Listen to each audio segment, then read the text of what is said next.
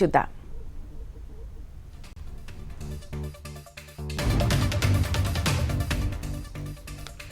ప్రఖ్యాత wellness grand master Ankit స్థాపించిన అంకితం అనే ప్రత్యేకమైన వెల్నెస్ సెంటర్ను జూబ్లీహిల్స్ లో ప్రారంభించారు. అధునాతన శాస్త్రీయ పద్ధతులతో ఆరోగ్యం అందించడమే లక్ష్యంగా దీన్ని ఓపెన్ చేశారు. ఫిట్నెస్ వెల్నెస్ పరిశ్రమలో దశాబ్దానికి పైగా నైపుణ్యంతో grand master Ankit 3D fitness model ని పరిచయం చేశారు.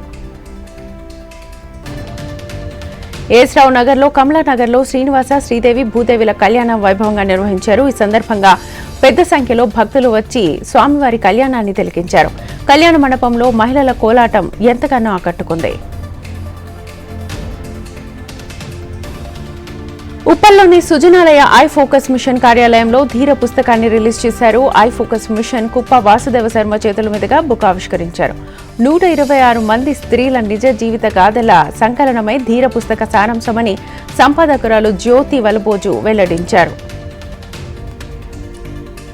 తెలంగాణలో రాబోయే కాలంలో మరిన్ని పెట్టుబడులు పెడతామని premier energies limited managing director Chiranjeevi Saluja తెలిపారు.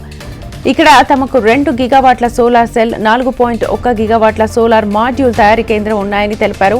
మరో 4 గిగావాట్ల సెల్ మాడ్యూల్ ప్లాంట్ ఏర్పాటుకు 3,000 కోట్ల పెట్టుబడితో 5,000 మందికి ఉపాధి కల్పిస్తామని చెప్పారు. అఫ్జల్గంజ్ పోలీస్ స్టేషన్ పరిధిలో భారీగా డ్రగ్స్ పట్టుకున్నారు. MDMA టాబ్లెట్లను స్వాధీనం చేసుకున్నారు. ముగ్గురు నిందితులను నార్కోటిక్ అధికారులు అరెస్ట్ చేశారు. నిందితులను నార్కోటిక్ అధికారులు అఫ్జల్గంజ్ పోలీసులకు అప్పగించారు.